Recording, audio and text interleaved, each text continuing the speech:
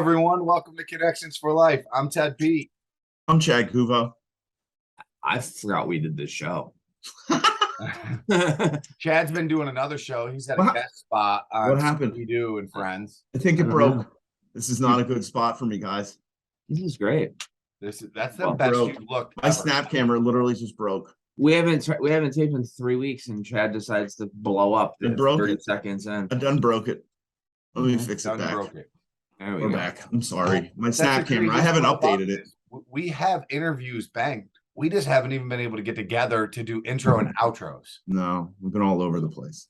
Yeah. Just crazy. different stuff going on personally and professionally, and just man, Joe and I were gone for 3 weeks in a row or something like that. I was 3 because I was at the office the week before that. Yeah. Oh yeah. Well, technically, I did something that week. So Yeah, I mean, but man, it's been tough. You were on vacation last week, just In the middle of the woods, just killing it. I almost died. Joe almost yeah, died. you did.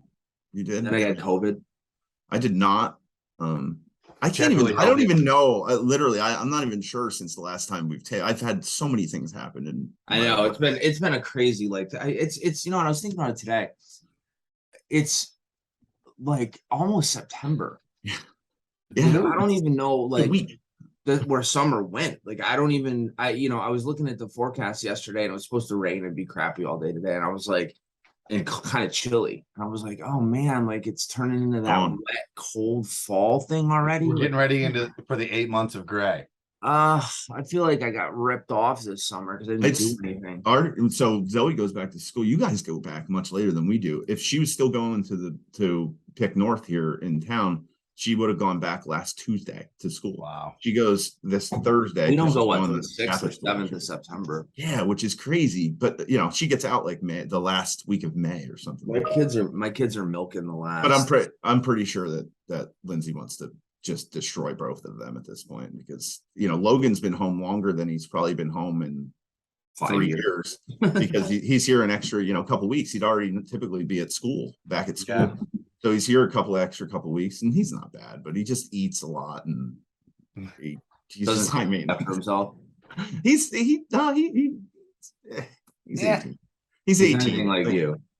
No, but he doesn't do a lot. Like the kid, he doesn't really go anywhere except to play hockey and lift weights and train, which is pretty interesting. I want that life. He literally watches anime and plays hockey. I kind of level with you. I'm kind of done with work. I don't want to. Like for the rest of your life, you think you're just I just think like I'd be okay. Like my whole life I was like, man, I don't know what I'll do when I retire. I love you. Do you want to come give me a kiss? No. I love you. I will not see you. Can I have a kiss over the computer? Sorry, we're having real life. This is real life moment. Love you. Count Chocula. Sorry. Count Chocula. So I don't know. I figure like I could retire right now and be really okay with it. I could have done that 10 years ago and been fine. Yeah, but I didn't think I could. But like right now, I totally could. Like I could be like, if I would just like today, if somebody was like, "Here's enough money to retire," I'd never talk to any of you ever again. I'd be over with. I'd be in the Bahamas. You'd never see me Fishing. I don't know what I would do, but it wouldn't be this. I promise you. Wouldn't be this. No. That's disappointing. Yeah. Work. I meant work. I didn't mean like this. It wouldn't be work. I don't know. I think we do things wrong as a society. Like I think you should work really like super hard, like 100 hours a week till you're 45 and then be done for the rest of your life. That'd be great. Would. I don't know. I'm not going to argue with that point. Anyways, let's move on. We got to get into this. Oh wait, give us a brief couple week catch up, Chad. Brief. Teddy, I can't even put it together. Let's just pretend like it didn't happen. Yeah, let's just pretend. Here. Skip 3 weeks. However, in a future episode, we are going to have to talk about Ted's adventure on his camping trip because it's a good little 5-minute story, but we also want to bring on Eileen to hear her side of the story because it is an incredible bad move by Ted. No, we don't. All right, I can't wait to hear it because I have no idea what you're talking about. That'll be our next story time because there we go. We'll bring it. I'm telling you, it's a good one. Yeah. Had Chad crying on Friday night. It's fantastic. I mean, we did a couple of trade shows. We did MEA and we did Robert Morris while we were on hiatus. Teddy had a vacation. I got sick. Chad did whatever he did. I don't know. I just went to trade shows, I think. Yeah, I mean, we went to a golf outing. We saw a bunch of friends, and we haven't seen. That feels like it was last year. I know. It's 2 weeks ago. It literally feels like it was a month, 4 months ago. I blame Chad for my experience in the golf outing. If you can, it's 100%. I'm just happy. I'm just happy that I didn't have anything to do with that. Like, that's another story for another time. Yeah, another one. All right, let's move on. Let's get move the on. gas back. Let's get the meat of the show on here. What are we doing? Gas back. Back to the gas. All right, I didn't post one. Gas back. Back to gas. Goes back down. I didn't post one this week, so so I'm gonna do last week's. So we've talked about this in the past, but you know what's interesting about this one is this voting system. You know, you get 4 choices. I've never had the 4 choices be as close as they are with people how they answered. Usually one's way out. Yeah. You know, this one's like almost like it's a razor thin. So as you guys know, gas and electricity vary in efficiency due to how they're generated and used. Electricity loses a significant percentage of energy during power generation, making it less efficient than some of its counterparts, because there's got to be a transitional period where you got to actually manufacture the electricity, you know. So 90% of natural gas, it's actually a little bit over, but 90% ish of natural gas produced is delivered to customers as useful energy. By comparison, blank percentage of energy converted to electricity actually reaches consumers. So your choices are 45%, 60%, 30%, 20%. 20%. 45. 20. Put that in there for you. I did, I swear to you. The answer is actually 30%, which so 20% of got 24% of the votes, 30% got 28% of the votes, 60% got 28% of the votes, Wow. and 45% got 21% of the votes. Oh, that's pretty interesting. Which I thought was crazy. Yeah, but the answer is actually 30%. Natural gas is really efficient, and it requires a lot less energy to extract from its source to deliver to the consumer, because you bring it out of the ground, you clean it up, you send it off. Yeah. Whereas electricity is necessary to power specific applications, natural gas is often just more efficient overall. Well, clearly, that's one of the reasons why we use natural gas to make electricity. Good point. Can't use electricity to make natural gas. No. Well, maybe no. If you figure that out, God bless. But, Okay. That's a good one. That's interesting. That ruined my streak of getting the correct answer, though. well, Oh, that is. You also. It was like a 5-week streak I had. We it can was actually like count it as a bye week. because we haven't recorded much. It was actually like a 28-week stretch. You only got it right 5 times though. I was pretty impressed in that time frame. Come on, Count Chocula. Chocula. Okay. So with that said, we're gonna get into our guest now. Yeah. He's a repeat guest for us, but he's full of lots of new information. Well, in this interview, go ahead, Chad. I know you got no, and just he's kind of changed, not career paths, but he's changed companies and done some. Just had some changes. And now he's a principal actually at Government Affairs Solutions, which is a lobbyist group in DC as well. He's doing the same type of stuff, but just some scenery changes for him too. who is he? So without further ado, Wait a minute. Don't further ado him yet. The one thing I want to add about this interview is if you got to this far in what we've been talking about, and you normally don't really watch the interviews, watch this one. Yeah. Zach does a hell of a job explaining the Inflation Reduction Act, which was prior to, I know it just got passed, but kind of how it impacts our industry and some of the things that are happening. So please take a watch. Other industries. That's why we're kind of keeping this intro brief, because we want you guys to watch this as we one of our favorites. So without further ado, welcome to the show, Zach Perconti. Hello, Zach, and welcome back to Connections for Life. How are you doing, my friend? I'm good, Ted. Thanks for having me back. It's great to be here. you're It was like Joe one and of Chad's only, idea. I tried to avoid it, honestly. you're like one of like, I think 3. We've only had 3 returners. You're the 3rd. Right? 4, yeah. Oh, wow. Yeah. I'm honored. Popular guy. So I must Well, have we done a want- good enough job the first time then. Yeah, right? we liked you. Listen, You Trying to give you another shot to make up for it.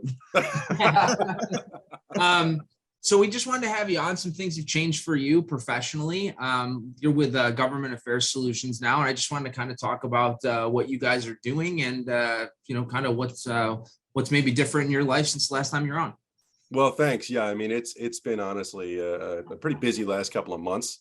So we just launched our new firm, Government Affairs Solutions, officially a couple of weeks ago. We've been in a soft launch for a while, and now we're out there. Press releases out, lobbying registrations are finalized, and it's been an exciting time. I partnered with another lobbyist, a guy named Jamie Steve. Jamie has been around in the industry for a long time. He's got over 30 years of experience. A lot of it's in the energy sector. And we're representing a few different groups. We're with the National Utility Contractors Association, Power and Communication Contractors Association, the American Pipeline Contractors Association. And then we're also doing some work for the State Technical College of Missouri. So it's a very exciting time for us.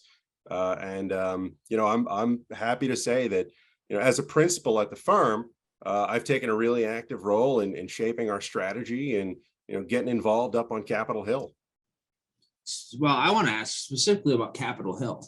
Mhm. There's a lot of conjecture right now as to what's gonna happen in November. And I know that you guys have been probably have a big hand in what you're working on and things like that. So is there anything maybe different or exciting that's happening now since we're getting close to midterms that maybe you can talk about a little more?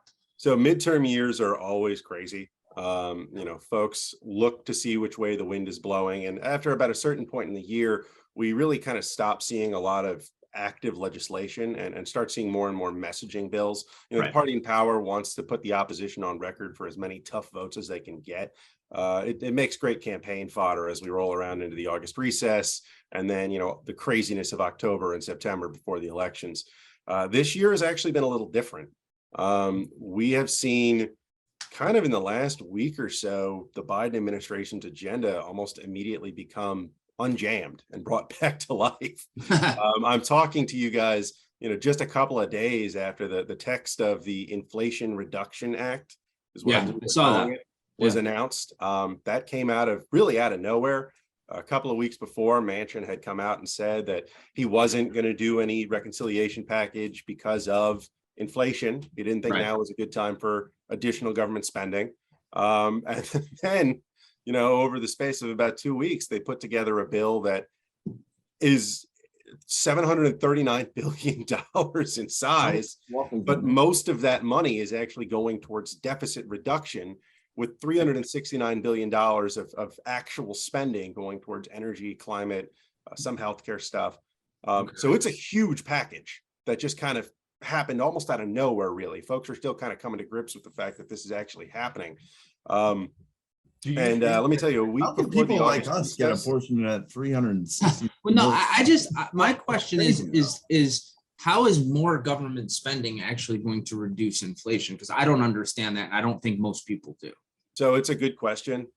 Frankly, the jury's kind of out. I mean, what some folks have argued is that some of the provisions that will raise taxes that are being put towards reducing the deficit, that's going to rein in inflation, right? By taking additional money out of circulation. $739 billion of this bill, essentially, that's the total size in terms of revenue. Then they're going to spend $433 billion. So they're going to reduce the deficit by more than $300 billion, right? A lot of that is really just coming from the corporate minimum tax rate. There's that 15% global minimum that the US negotiated. That's going to be included in here. There's also money for like IRS tax enforcement. We're taking a close look at the tax provisions to see how they're going to affect companies in our industry. But that is how they're spinning it, as reducing inflation, right? They're actually going to spend down the deficit. But my question is, from all I understand, which is very precursory, like I don't really, not to nearly the depth that you understand, that's going to increase our taxes. It is. Correct? Yeah. So, it's not. So in a time of inflation where we're already struggling, we're going to increase people's tax. That doesn't make sense to me. It's not going to increase the average person's taxes. I will say that, from what I understand so far, and we're still digging into this thing. I mean, this is like over 1,000 pages. It's classic Congress to drop a 1,000-page bill and then say, we're going to vote on this next week. Tomorrow. Right? Yeah, pretty much. The one thing we've noticed so far about this bill is that there are no income tax related provisions so far. Everything is either on the corporate side or the private equity side. They're closing the carried interest loophole, for instance. That only affects about $14 billion of revenue. And frankly, there are some questions as to whether Kyrsten Sinema is actually going to support that. So that may be stripped out. Okay. The areas of primary revenue generation in this bill are really threefold. It's the corporate minimum tax that I already mentioned. That's the biggest one. They're finally going to allow Medicare to negotiate prescription drug prices, which they're saying is going to save the program like almost 300 billion in terms of funding. And I know that there's some really heavy lobbying efforts surrounding that on the pharma side. Doesn't really directly cross into our world, so I can't really talk that much about it. But I know that there are a lot of folks on K Street right now that are whipped into a hornet's nest over that provision. And then the last one is really the only one that may affect the average American, and that's IRS tax enforcement. They're putting about $125 billion into that. The average person probably doesn't have a whole lot to be concerned about with that, but considering the propensity of the IRS to go after small business owners, because it's much easier to, wrangle more taxes out of them than it is, a 500 millionaire who's got an army of accountants and lawyers. Right. Some of those folks may see additional audits coming their way the next few years if this thing passes. And that's what really looking at. That's what that money going to the IRS is being used for, to basically spend more resources to be able to find more tax dollars that we've missed. Essentially, yeah, that's actually a net revenue generator according to most accounts. They're getting a Which is also very scary. A little bit, yeah. Yeah. I will say the one thing that might be good about it, just from a truly nonpartisan perspective, is that the IRS is shockingly outdated in terms of a lot of their technology. I mean, they're still using filing cabinets for their storage. So hopefully they spend some of this money on computers. Technology. Yeah. So you talked about the timing of this and how it came up so fast and rapid. Do you think that after it could have been after, like, say, the negative feedback when they said they weren't going to make any adjustments on it a couple weeks ago, and knowing November's coming up, that they're like, we have to put together something like this right now so that we can try to spin it? I want to piggyback on that question, Teddy, because it's a good one, but I want to know how they can even pull that and be like, okay, we're going to vote on it next week. Who decides on that? Yeah. So great question. Both of them are great questions. Senate procedure is very complicated. I mean, the office of the Senate parliamentarian is not an office that I particularly envy. Imagine you don't lobby that one. You don't stay in the lobby of that one, huh? Yeah. No. Well, imagine your job is just to read hundreds and hundreds of pages of rules and procedure, and you have to be the expert on that, right? It's like being a lawyer for a very small subset of laws that are hundreds and hundreds of pages long. You got to know all the precedent for it. You got to know the arcane ins and outs of the procedure. And you also operate knowing that the Senate can essentially overrule you at any time. So really, how important can you really feel about like a great job? Making a lot of significant decisions, but at the end of the day, if 60 senators disagree with you, then they can throw you out almost immediately. So a lot of what is being done in this bill is going to come down to that. There's a procedure named after the late Senator Robert Byrd called a Byrd bath, right? I saw that. Anything that's operating under that reconciliation procedure, which means it only needs 50 votes to pass, has to be deemed to be budget related and have a substantive impact on the budget. So you can't just throw something in there, attach a dollar figure to it, and try to disguise policy as a budget line item, right? It doesn't work like that. And that's frequently what the Byrd bath does. It takes things that are deemed to just be, they only have a side effect on the budget, and it strips those out of a reconciliation bill. Gotcha. Reconciliation takes a little time to work through the Senate. It takes a couple of days. Congress has roughly, I believe, 10 days, actually I think 9 days at this point, until the start of the August recess. It could even be sooner if they didn't have anything to do. A lot of folks would have probably left town this weekend. The August recess is important every year, but in a midterm year, it's kind of sacred, because that is the time that a lot of offices that are up for re-election have probably their strongest actual campaigning, right? They're out, they're visiting job sites, they're meeting with constituents, they're holding town halls, they're fundraising every day like crazy. This is really when things kick into high gear. Most of the primaries, if they're not already done, they're done in the next week or so, and then we're really in campaign season. And the only reason, frankly, that there are as many primaries left this year at this point is because it's a redistricting year as well. So, even more complicated, a lot of representatives are running in districts that they don't necessarily know as well. Oh, wow. How A lot of new often does people that they need to happen? meet. Every Every 10 years. After wow. every census, it happens, That's unless interesting. there's been a court case. Yeah. So this thing, a lot of the provisions in this bill, they're not really necessarily new. They've been kicked around in either Build Back Better or other legislation that's been offered by Democrats over the course of the Congress. Manchin and Schumer have been negotiating on something for the better part of almost a year and a half at this point. I mean, they go back and forth and back and forth. And it really wasn't, I think, until a couple of weeks ago that they finally came to the realization that if they want to do a climate bill, you probably should let the chair of the relevant Senate committee, one Joe Manchin, who's also the swing vote in your caucus, you should probably let him write most of it. And so after he came out and said he wasn't willing to vote for what the Democrats had been kicking around, I think Schumer probably made the call that if they were going to pass anything in an election year, they probably needed to go to Senator Manchin and see what he agreed to get done. And he seems to at least not be completely, in energy. He's from West Virginia, correct? He's from West Virginia. Natural gas is very important in that state. He's made Coal. it clear that coal as well. He's made it clear that he doesn't want to do something that's going to completely throw the natural gas industry under the bus. He's always been a vocal proponent of, yes, decarbonization, but really an all of the above energy strategy designed at reducing our country's emissions while also ensuring that we have a robust domestic energy industry. And so, keeping obviously those things that are very important to his constituents of West Virginia in mind, this bill has got some, I think, things that actually the industry might enjoy. Yeah. There's some stuff in here we might support. Now, granted, we're still, the devil is always in the details. We're still looking through here to see what actually is in here. You've only been through What's on 800 page 871? Yeah, right. It's the last line that always gets you. Right, exactly. Zach, I wanted to ask, why now? Why would this be basically rushed through? Why now? Well, I mean, I think you kind of hit the nail on the head. It's an election year. President Biden's approval numbers, especially in 2022, have not been good. They've been very bad.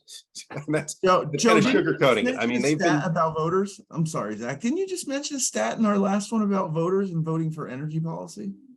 Well, there was it was just, It kind of relates, I'd assume, right? A lot of the younger voters, I think it was 25 or maybe 28 and under, voted like their sole reason for voting Democrat in the last election for Biden was because of climate change policy.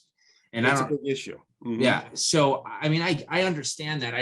It just, for I guess people that aren't really paying attention, it just seems like a last ditch, like to help try to get some approval points back before midterm. It kind of, in some ways it kind of is, but it's twofold, right? So Democrats recognize that approval ratings right now are very low. I mean, that's, you'd have to have your head under a rock to know that. But are they nervous? Because they don't seem very nervous. Yes and no. So the thing is, for the most part, recently, part of Biden's approval has actually been, and part of the reason it's frankly been lower than Trump at times at the same point in his terms over the last year or so, that disapproval has actually been driven largely by Democrats who disapprove of the administration, even if they still want Democrats to retain control of Congress. And that's why you've seen kind of a bit of a disconnect in some of the generic ballot polls where, maybe Republicans are only leading by a point or two, or maybe Democrats are actually narrowly ahead, even if Biden is sitting at, sub 40% approval. The reason are they disassociating them? Well, yes, in some ways. There's a perception that Biden has not really been able to get the job done. And while Democrats have delivered some congressional wins on things like the infrastructure bill, although that was bipartisan, and then the COVID relief packages, a couple other things like that, there's been a perception that Biden hasn't really been, seizing the initiative, taking the moment, rising to meet the situation. And, the other side of that, by the way, is the disapproval's also been driven by gas prices, which are through the roof this year and are only now over the last couple of months starting to come down from, above $5 a gallon. Right. Now we're sitting at an average of, I think, about $4.20 in a lot of the country. It's just so crazy how that happens coincidentally. Yeah, right.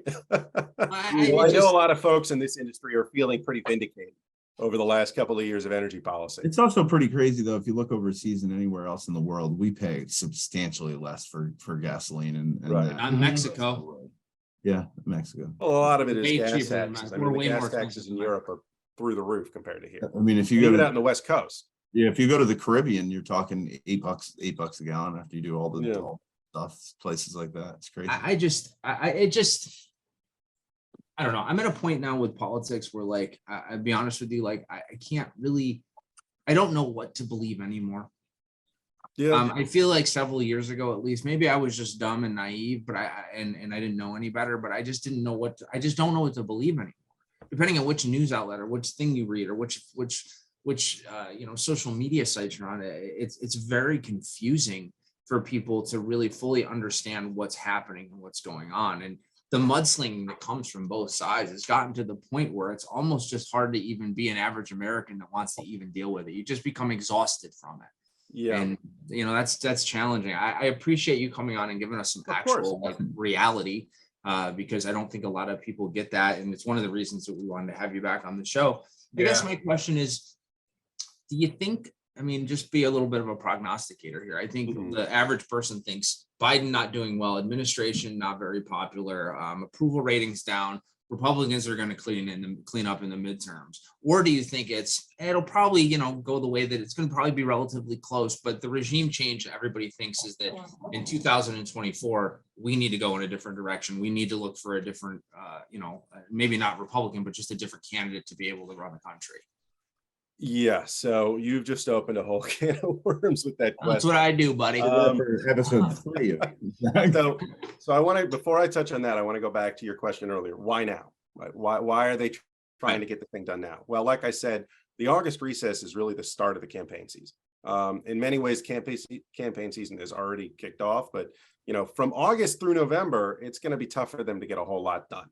So this, in many respects, is their last shot at showing a lot, at least their voters, if not the broader American people, that they can deliver something. August.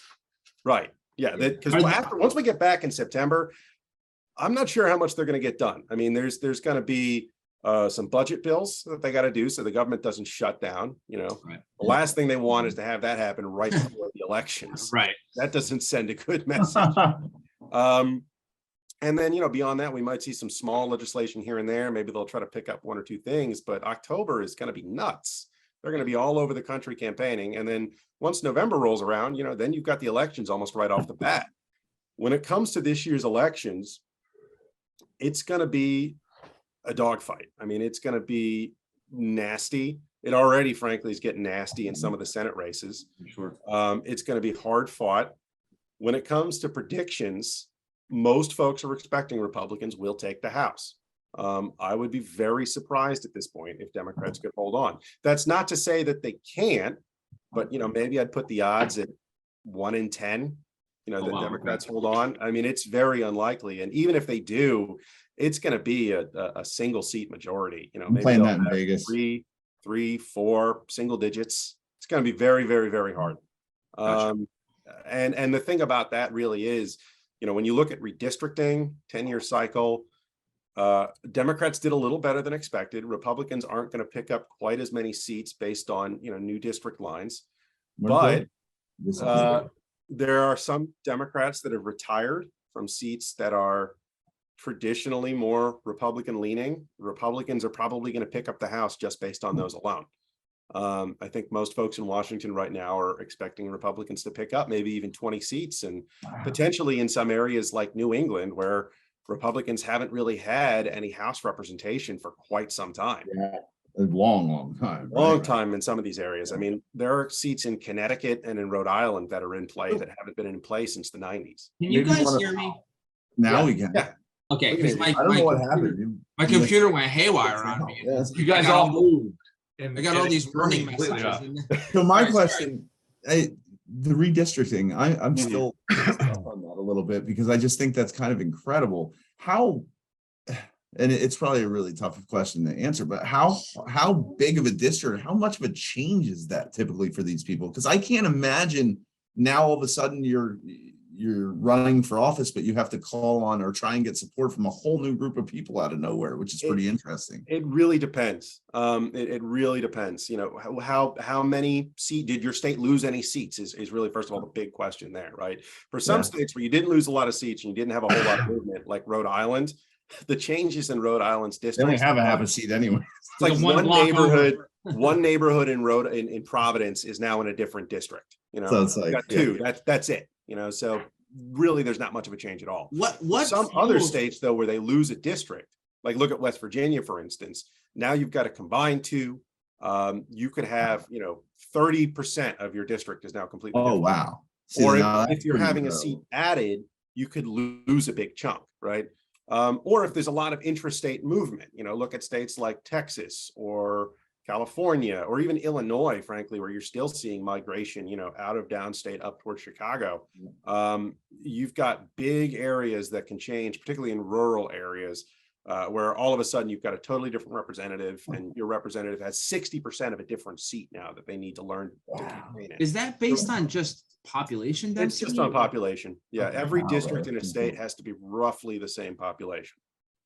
Oh, I never knew that. Yeah, and usually it comes out to, I mean, the ideal is for each district to be about 500,000 or so, but it really depends. There's something called the Wyoming rule, which personally I'm a proponent of because I think it would make things much simpler, which would state that the smallest district has to be the size of the smallest state, essentially, that's only getting one representative, right? So in this case, it would be Wyoming.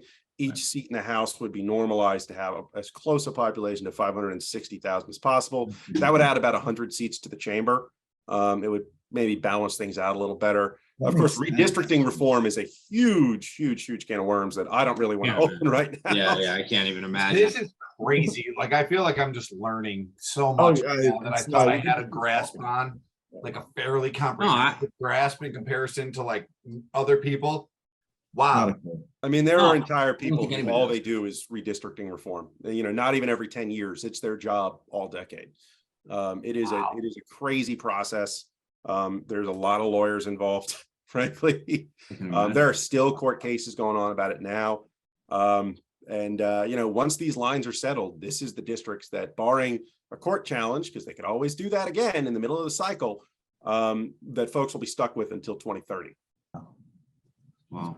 Based on, I mean, what, so from a legal standpoint, like what would be their beef? Like if you didn't, what do you, I mean, if it's based on population density, you don't really have a lot to hang your hat on. Well, so I'm not a lawyer, so I can't really, I don't want to go into too much detail around the legal arguments. A lot of it does come down to equal protection under the law. Essentially, a lot of these litigations are based on either discrimination based on political beliefs, gerrymandering, right?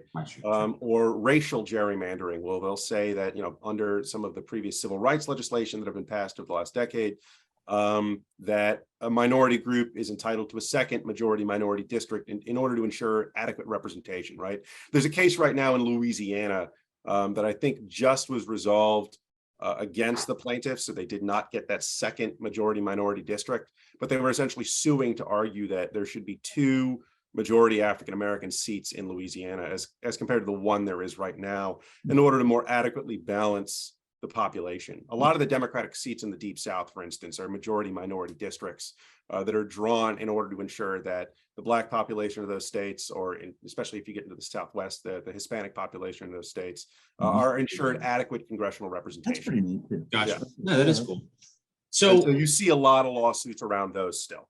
Gotcha. You'll also see lawsuits on gerrymandering. So the Supreme Court has said that most of those need to be decided at the state level at this point. Obviously, that's not a settled issue. Democrats especially are going to continue to bring lawsuits around that. Every opportunity they see, there's a chance. But Republicans sue for gerrymandering as well. Up in New York State, they had a gerrymander that was nicknamed the Hochulmander. The governor drew some lines with the Democrats that would have cut out all but I think 2 Republican seats in the entire state. It made upstate kind of look like a little bit of a mess. Republicans It sounds like New York. sued to have that overturned. I live there. Back to the redistricting commission that New York has. And so there's a new set of lines that are probably on the face of it more fair, at least on the basis of partisan representation, that are going to be used in New York. That's just amazing that that's. You know what's amazing is that I live in New York and I don't even know about that. That's what's amazing. The other thing that's crazy about it is to think about it. Like if you look at the typical voting history of New York as a whole, all right, New York City is very Democratic ran, and then Albany, Syracuse, Buffalo are all very Democratic. That's the rest of the state. Everything else, the entire geographical presence, the rest of the state is very opposite and very Republican. Well, you can look at the map of the United States. And those redistricting that are taking place in New York are to kind of smooth that out a little bit more. Well, it's to ensure that all communities have appropriate representation, right? And generally speaking, you want to keep like-minded constituencies together as best as possible. Your ideal redistricting, I think, from a nonpartisan standpoint, you want as many seats to be competitive as possible, yes, but you also want to make sure that communities are receiving adequate representation. So what you want to avoid, and I saw one map that some Democrats put out as kind of a joke, but essentially they were saying, if Republicans want to go nuclear with gerrymandering, we'll do the same thing, right? And so they had a map of the state of Illinois, where most people live in Chicago, but then downstate is very red. They drew a map where they had just little squiggles running all the way down from Chicago, all the way down the state. And so they had, I think, 17 or 18 solid Democratic seats just based on these little squiggles coming out from the urban areas, right? That is kind of some of the ploys that some parties will do. You'll see the flip side on the Republican side in some states where they'll take a city and they'll carve up a little pieces of it. City, and then they'll go all the way out and they'll have, 700 square miles of So rural. who makes the actual decision of whether they're allowed to do that or not? Is it It voted varies on state to state. Like, that's states are entirely sovereign when it comes to redistricting, especially in light of recent Supreme Court rulings. And so some states have an independent redistricting commission, which I think a lot of advocates say is probably the fairest way to do it. It's a nonpartisan body. It's often made up with representatives from both parties, or they'll find arbitration. They'll find pretty much, or they'll find, some university professors at the local schools, and they'll have them come in. They'll use, this is all computerized at this point. I mean, especially after 2010, this was all done with stats and software that's specifically dedicated to this process. Not like the IRS. Yeah, right. No, it's not like that at all. This is all very high tech at this point. And they'll use those people to draw the lines. And in some instances, you get pretty fair maps based on that. Where it'll roughly match the partisan lean of the state. It'll be roughly proportional to, how the state as a whole votes in like a Senate election or a presidential election. I think we need to have you on like every 2 weeks just so to update us. I'm happy to come on more often. Just to learn something new. I'm a big elections nerd too. I don't just do policy and law, And I have an interest in government affairs now for the first time in my life. Well, the last time you were on the show. as much as we're learning, and I do appreciate it, because I think we would sit and probably could do this for like hours and hours. Yeah, 100%. I would talk for hours if you like. I know, and that's the danger area that we get ourselves in. We do. Because we're all like looking at you like this, like. I do want to get back to what you're doing though, and like what you guys are working on now, and some of the initiatives and the things that you're working on with your new organization, Government Affairs Solutions. I know that you guys are working in the energy industry. That's what you do. So maybe you could just talk about some of the things that you guys are specifically working on right now and some of the projects you got going on. Yeah, sure thing. So, of the three major trade associations that we represent, and again, those are the Power and Communication Contractors Association, PCCA, the National Utility Contractors Association, NUCA, and then the American Pipeline Contractors Association, APCA. All of those groups touch the energy industry in some way, shape, or form. PCCA is probably the most distant from them, right? Because the power side of things they do, that's largely electric transmission. It's not really involved so much on the generation side. NUCA has got a lot of folks that are working on gas distribution.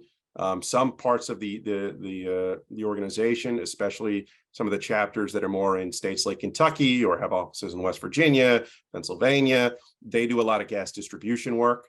And then obviously, the APCA guys, being the big interstate pipeline folk, natural gas issues are obviously extremely important to their work. And really, for what we do for them, I think of our three groups, that's kind of the one that takes point on some of these things. Well, without them, you don't get gas to the next guy.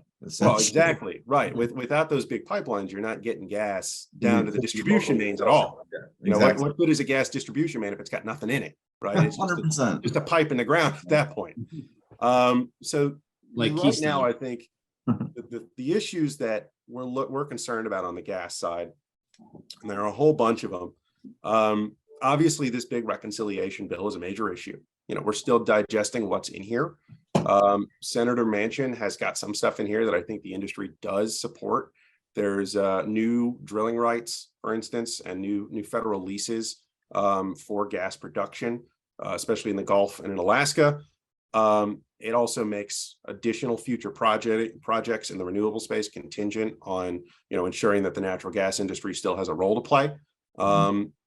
It also has some permitting reform in there that we're still trying to digest to make it a little easier for projects to get built. Those things are good by and large.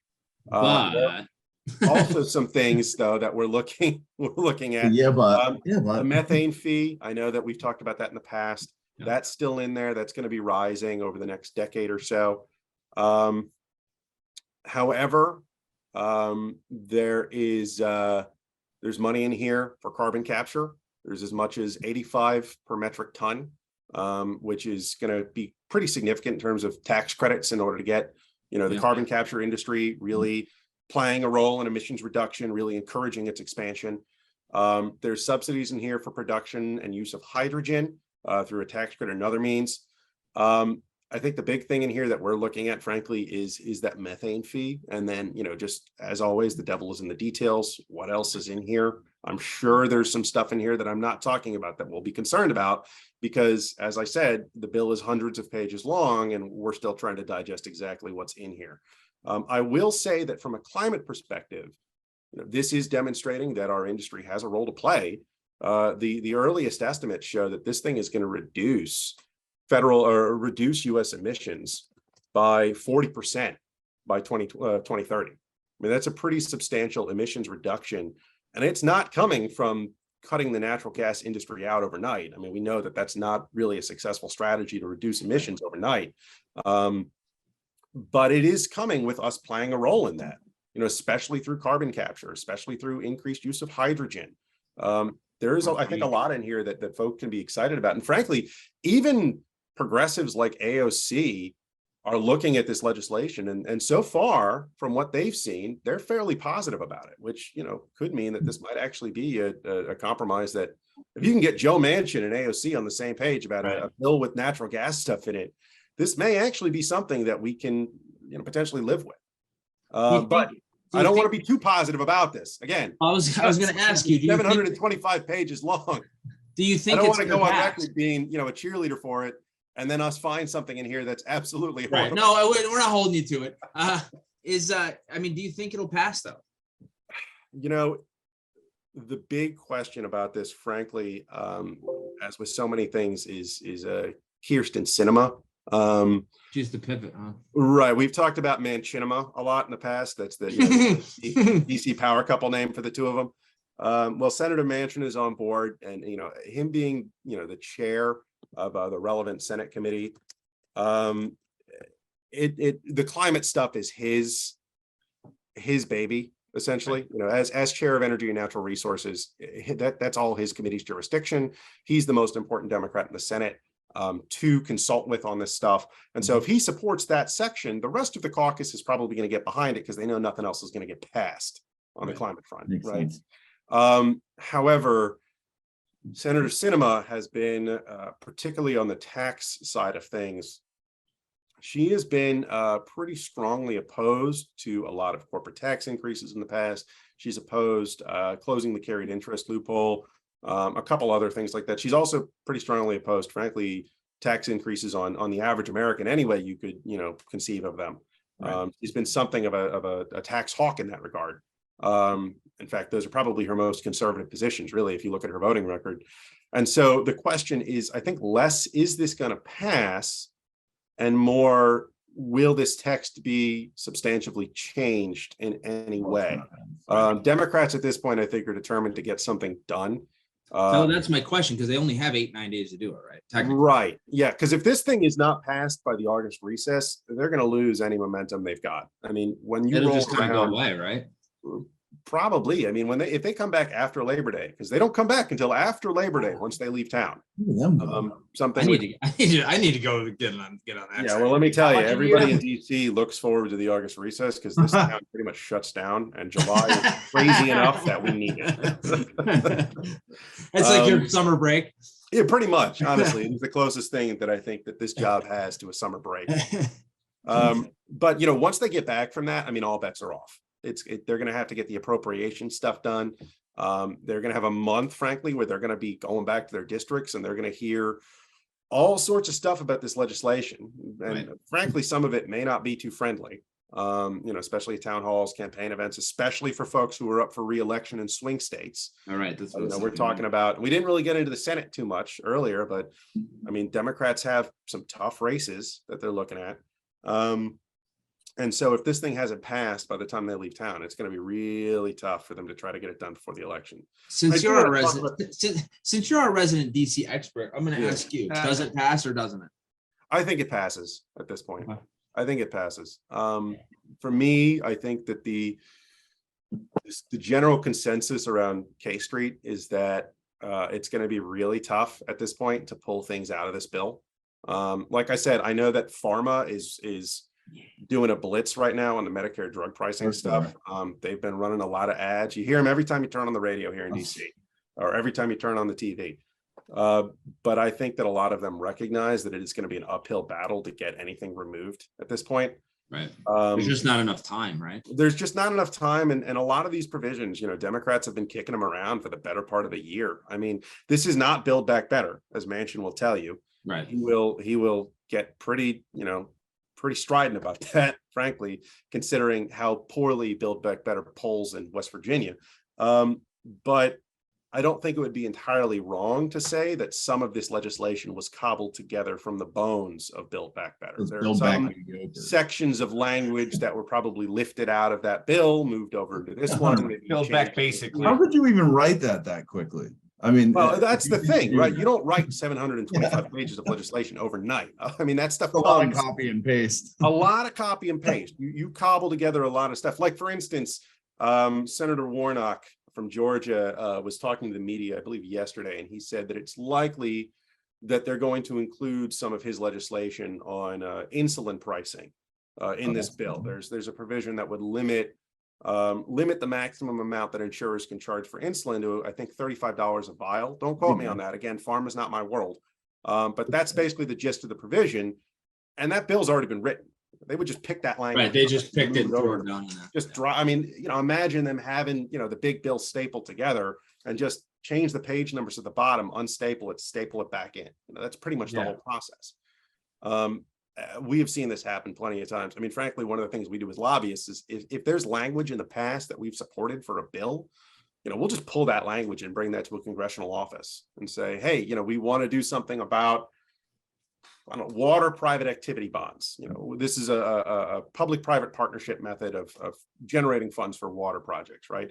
Here's some language that was introduced in this bill 4 years ago. Why don't you introduce that? It didn't pass, basically. It didn't pass. Just right. Reintroducing it. Didn't pass. Yeah. We haven't written this for you. This was written in Congress like 4 years ago. Just take this and the crazy part is it may not have passed just because it was part of another bill that didn't even have anything to do with it. That happens a lot. That happens a lot. A lot. I mean, there are very I'm gonna bills say in that Congress that are short and tailored. I'm going to say that this doesn't pass, just to be difficult. Oh, wow. Somebody's gonna throw a grenade into it. Are there any Vegas places that take odds on anything like that? Congressional bill betting? There are some sites online that do. Yeah, there is some sites online that take bets on this stuff. Frankly, it's possible that it doesn't. I mean, the biggest reason that I'm confident that it probably will is because Manchin has come out and not only supported it, but basically made it clear that this is his bill. And this is as good as it gets. And this is, for him, that really hasn't happened before. He hasn't come out in the last couple of years and say, this is my reconciliation package. He's taken ownership of it, almost more so than Schumer has. He released like a 3 or 4 page statement when they dropped this language, outlining all of his reasons for support, all of the reasons they did things the way they did. That's very different from the previous negotiations where he's largely said, you know, I'm happy to negotiate on Build Back Better, but I don't like this, and this. I think we should do these other things instead. And he's just repeated himself for months on end. And then when the Democrats introduce something and he comes out and says he doesn't support it, everybody acts all surprised. Oh my gosh, why is Manchin coming out against it? And, you know, for me as a DC observer, I've gotten a little frustrated, frankly, because if you've just listened to what he's been saying, He told you he wasn't gonna. He told you he wasn't going to do this, and you thought you could just force him into doing it. You know, it doesn't work that way in the Senate. They all essentially have a whole lot of leeway to just do what they want. You know, there's only 100 of them, and in a 50-50 Senate, any single senator essentially has veto power over what their party wants to do. Yep. We haven't talked about the Senate elections yet, by the way. That's something to watch really closely. My gut is starting to tell me more and more that we're in for a reverse of the 2018 midterm. You know, in 2018, if you'll recall, Democrats swept the House. They picked up a ton of seats. Republicans actually picked up seats in the Senate. Democrats lost pretty crucial elections in states like Florida that they thought they were going to win. Part of that was due to bad campaigning.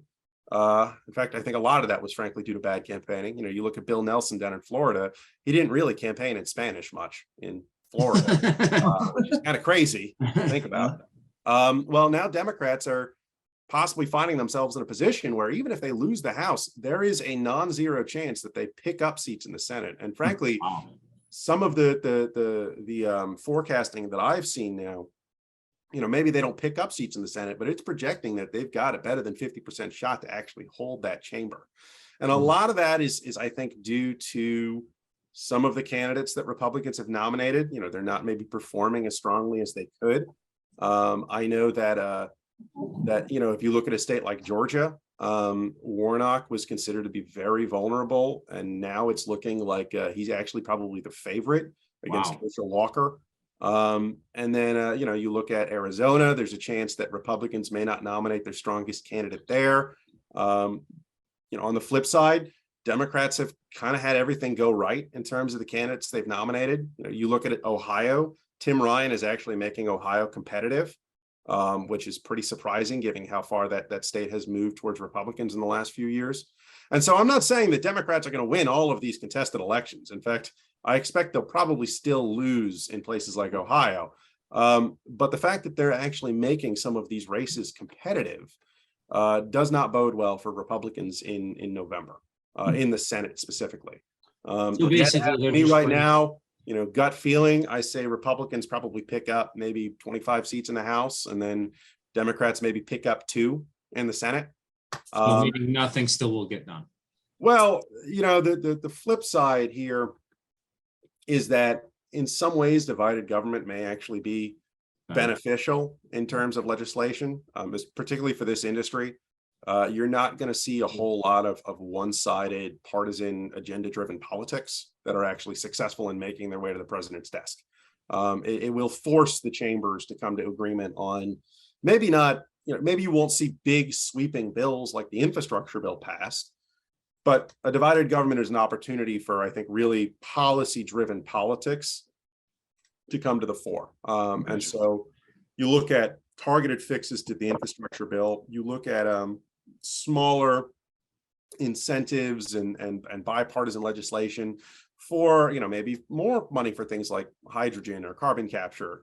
Maybe we look at more permitting reforms. There are certainly bipartisan opportunities for that. I mean, Democrats are including permitting reform in their partisan reconciliation package. You're not going to see a single Republican vote for this thing. I mean, that's not going to happen. But if they're including permitting reform there, then, well, maybe there's an opportunity Maybe to go there'll a little be some, further in the next Congress. Reaching across the aisle a little bit. Right. And one thing also, while we're on the subject of divided government, that I think that the industry as a whole is really, I think, counting on is oversight, congressional oversight regarding the infrastructure bill. You know, there's not a whole lot of money in the infrastructure bill that directly touches the natural gas world. There's about $1 billion in there for municipal gas distribution lane replacement, which in and of itself is still a big deal because the federal government generally does not provide direct funding for that. A lot of that money is coming at the state level, right? The fact that they included funding for that is pretty significant. But did they feel like they had to? Yeah, Yeah, they felt like they needed to do that there. I mean, that's like a little bit of breadcrumbs to like get you. Well, $1 billion that's still going to go pretty far. It's not going to go towards replacing every leaky main in the country, but I mean, it's a step in the right direction. You know, Well, it's a lot of money, but in comparison to other. No, well, yeah, right. When you look at water, which got $55 billion, right? It's almost like, why am I mentioning this? One thing that is in there, though, that does affect this industry, there's a federal policy called One Federal Decision. There were also some smaller tweaks in there about things like a pilot program for under 21 CDL holders to be able to move across state lines. One example I always use, there's a contractor member that I work with in Nuka. He's got a facility on a state line. His parking lot is like literally on the border between the two states. Under current laws and regulations, he couldn't have a 20-year-old move a truck from one end of the parking lot to the other. But he could drive, 300 miles the other direction because he's still in the same state. Doesn't make a difference, right? So that's sort of, that's one reason why the industry is pushed for a tweak around those CDL rules for drivers under 21 who are over 18. That's one example of a reform in here. But the one I want to talk about, One Federal Decision, that's permitting related. Essentially, just to give a quick backstory of it, this was an executive order that was implemented during the Trump administration. They began the process of putting this into place that would streamline the federal permitting process. You'd have one agency that would coordinate most of the different projects or permits for a single project. And then the idea was that after a 2 or so year period, you would get a sign off or a rejection, right? That's it. You don't have to chase your permits from agency to agency to agency to agency. Right. And you don't have this thing stretch out over, a 5, 10, even 15-year period in some crazy cases. Well, when Biden took office, one of the very first things that he did, actually, I'm talking like within the first month or so, was rescind that executive order, got rid of One Federal Decision, threw it out. Didn't like the reform, didn't think that the permitting reform was being done appropriately. So wasn't law anymore. Well, the infrastructure bill was bipartisan. And that meant that both sides, especially in the Senate negotiations, more so than in the House, but the House did have some input, very little, but some. During the negotiations, Republicans were able to get a few things in there. One of the things that they got in there, I think much to the administration's chagrin, was One Federal Decision. That was re-added back into the legislation. And now when it made its way through Congress to the president's desk, when it was signed, it didn't just carry the force of an executive order anymore. It was, it carried the force of law. It was actually codified at that point. The next president or the current president can't do anything about it. Can't do anything about it. Right. So you'd think. Its deadline to implement the One Federal Decision policy was in January of this year, and it came and went without a peep from the administration. They just didn't acknowledge that it was there at all. Since then, there have been a few different documents and publications that have come out of the administration regarding project permitting, project plans, long-term construction timelines, things like that. And One Federal Decision has been conspicuously absent from pretty much all of those documents. And so the problem that we have right now with the current structure of Congress is that, well, it's a Democratic administration, it's a Democratic Congress. This is a Republican policy. The attitude, the desire, I should say, to haul agency officials in front of a committee and subpoena documents related to the implementation of this policy, it's not really there. It's pretty much non-existent. And so the only opportunity that Republicans in Congress really have to hold the administration accountable on this is when the Democrats happen to call a hearing and give them time to speak. It's not really been that many chances. That's not going to happen. Right. Secretary Buttigieg was in front of the T&I committee a couple of weeks ago. They had some. He was still on maternity leave. Well, no, he's back. He's back. They hauled him in front of the committee. They had a few opportunities to ask him about the policy, but you can't really hold them accountable if you're not holding the gavel. And so that's just one example. There's a lot of other things that the administration is doing right now that I think concerns the construction world when it comes to implementing the infrastructure bill. And if Republicans take control of at least the House, I think that the odds of successful infrastructure bill implementation, I think those go up a little bit because you'll have some folks that are willing to ask some hard questions, are willing to shine a spotlight on some areas where the administration isn't really abiding by what's required in the law. you'll have that sort of watchdog that I think isn't necessarily there right now. So Gotcha. even if we end up in a divided government situation, There's still which some is positive. likely, we will, I think, have a lot of opportunities for the industry to get some good policy done. That's That was a long answer, but I mean, I don't nothing even in remember what the government is question short. was. Right. Listen, Zach, I'll say this. I've sat here in awe, and Yeah. I'm like, man, Mostly Joe's because right. Ted doesn't We understand literally- any of the words. Oh, come on, give yourself some credit. No, I understand. I got you. I'm with you 100%. I was talking about Teddy. He's got to get that special toilet paper, you know. I'm gonna be quiet and just wait till we're done and press stop recording. Now we're stuck in an awkward silence. What did he say? I didn't even hear what he said. He said he's nothing. Anyways, Zach, Where Zach, do you guys go? We Zach, could go all I- day long on this, man, but listen, we got to wrap it up here for the sake of our time and for the viewers, because then we can bring you back for part 3. Sounds good. I'm happy to Yeah, come back man. if you don't want me. That's amazing. once again, I just want to say thank you. Having you on, and I don't want to like, pump your tires too much, but I think you give a lot of, for me anyways, you make it simplified. Not me, enough because I that don't understand the average man. Yeah, you don't. Not simple. I think the average guy can really get a better understanding and a perspective that most people don't get. And I think you give a very fair, honest read. Regardless of how you feel, I think you give us some good information. I thank you for that. I really wish you a ton of luck with Government Affairs Solutions. I know it's a brand new, still got the new car smell thing going on over there. And I think you guys will do great. It's always a pleasure having you on. We love having you, and we'll definitely have you back again, because without you, I don't know what the hell's going on in government. So Thank you. Well, Sounds sounds fun. good. I'm looking forward to it. Thanks again, guys. I really appreciate it. Thanks, Zach. We thanks, Zach. appreciate you. Zach, thank you so much for that informative information. Thank you for everything that you shared there, and then how it's come to fruition. Ted, Man. why don't you take 5 minutes just to deconstruct what he said and talk about how you feel about that? I don't want to. I want you to do that. That's why I suggested it during the break. You sure you don't want to just talk to? All right. He Nope. tried to give up even bringing him back in. Yeah, right. 100% tried to. Failed I just- miserably. I just Zach's one of those Ted told me I could renegotiate my contract. I don't have You to. can't. You can't, by the way. He lied to you.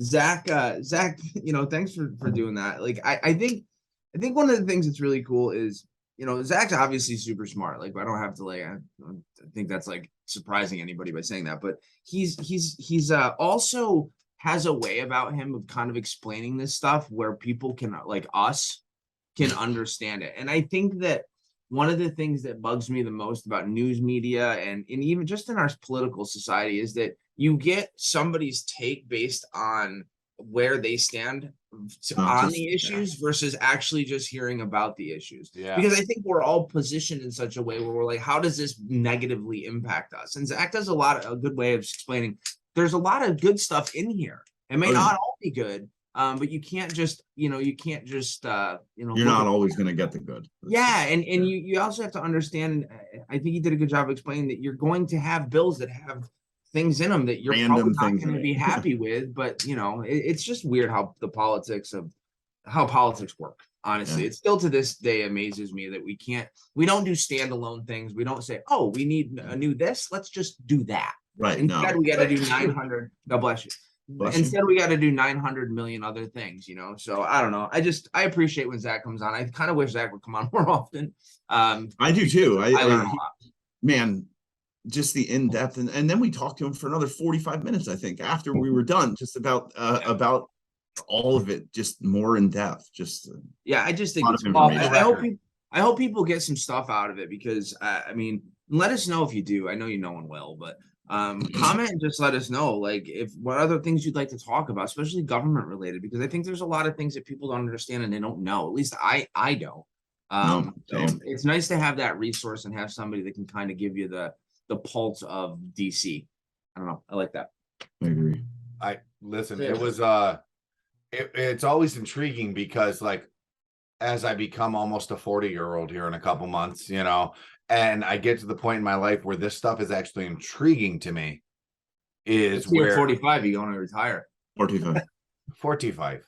Hey, I'm when you voting do, but yeah, it becomes, I don't know if it matters more to you, or if you just get old and it's something, I've never learned about it, I guess. In 43 years I've been alive, I never really took the time to actually learn about it. And But to I listen don't- to somebody, it's pretty amazing. But I don't think at any time in our 45 years that the world was 45. as polarized Yeah. politically. 100%. Like COVID came along and just kind of, it kept Divided. people in their, well, yeah, but it More. also kept people in their homes. And the only thing that was being talked about was politics. It was on TV all the time. And people just kept, kind of, they dove into it. And the media kind of, they kind of picked sides, and everybody picked sides, and it became this like, us versus them society. Yeah. Back in the day, like if you were younger and you said, "Oh, I'm a Democrat," you'd be like, "Oh, cool." Like I have friends that were Yeah, Democrat. great. You didn't Yeah. care, and now it's like, "Oh, you're a Republican. Oh, you're a Democrat." Like,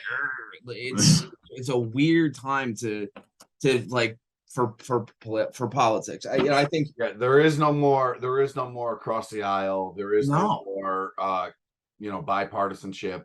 There's none of that. Well, It I is- mean, guys like Liz Cheney, like I'm going to bring this up because I normally don't want to, but Liz Cheney is a Republican, is a Republican who was very instrumental in the January 6th committee. She was very against Trump. She was very against a lot of different things. And she just got absolutely blown up in the election for Wyoming. She was a Wyoming rep. I was gonna She say got- Wisconsin. She got crushed. Like she Yeah. won like 73% of the vote when she got voted, and then she just got She got the crushed exact by, opposite. by like 37%. She got smoked. She was like the exact opposite. She was like 30. And she turned around and went up and blamed like Republicans for it. She was like, the Trump supporters and blah blah blah. And I was like, no, you lost because you stopped listening to your constituents. You got the job, and then you didn't do anything for the people that gave you the job. That's why you lost. And I think that's the problem with politics right now, is people are more concerned about keeping that seat than they are about protecting the people that gave them that seat. So I don't know. It's a God valid bless. point, Goat. It's a valid point.